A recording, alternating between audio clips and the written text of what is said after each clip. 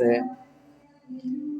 ഇന്നത്തെ വീഡിയോയിൽ ഞാൻ പറയാൻ ഉദ്ദേശിക്കുന്ന കാര്യം ഈ ഞായറാഴ്ച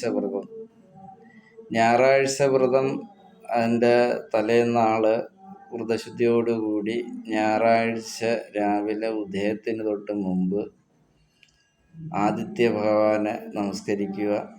അത് കഴിഞ്ഞതിന് ശേഷം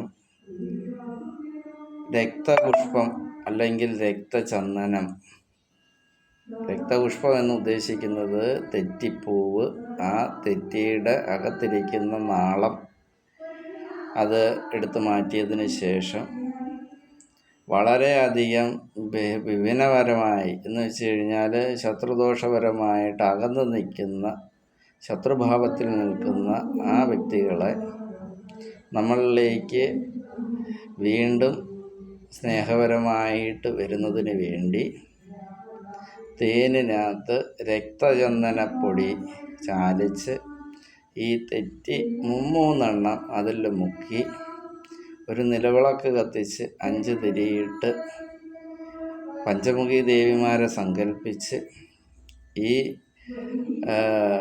ഉദയത്തിന് തൊട്ട് മുന്നേ തന്നെ ഇത്തരം കാര്യങ്ങൾ ഒരുക്കി ഉദയം കഴിഞ്ഞതിന് ശേഷം ഗണപതി കാലം കഴിയുന്ന സമയം മുതൽ പ്രാർത്ഥന ആരംഭിച്ച് ഏകദേശം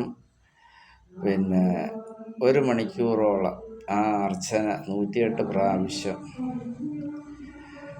തൃഷ്ടിപ്പ് മന്ത്രം കൊണ്ട് അർച്ചനകൾ നടത്തി, കർപ്പൂരാരാധന നടത്തി, അത് തൊട്ട് തൊഴുതതിന് ശേഷം അത് ആ പുഷ്പമെല്ലാം ഒരു വാഴയിലയിലാക്കി അത് ഒഴുകുന്ന വെള്ളത്തിൽ ഒഴുക്കണം. ആ നിലവിളക്ക് കത്തിച്ച് വെച്ച ഭാഗം അല്പം ജലം തളിച്ച് ശുദ്ധമാക്കണം. ഉച്ചയോടുകൂടി ആദിത്യ ഭഗവാനെ സ്മരിക്കുക. വൈകുന്നേരം നെയ്വിളക്ക് കത്തിച്ച് വീണ്ടും രക്തചന്ദനം വെച്ച് പൂജിച്ച്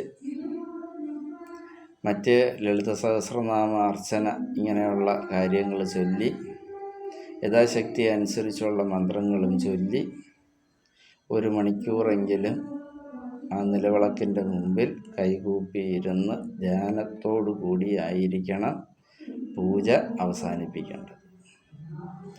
അങ്ങനെ ഒരു 12 ആഴ്ച മുടക്കമില്ലാതെ ചെയ്താൽ ഭാര്യഭർത്തൃക്കന്മാരായിട്ടുള്ള വ്യക്തികളുടെ ഈ വഴക്ക് അല്ലെന്നുണ്ടെങ്കിൽ മറ്റ് ശത്രുപരമായിട്ടുള്ള കാര്യങ്ങൾ ഇതെല്ലാം നിശേഷം അതങ്ങ് മാറും.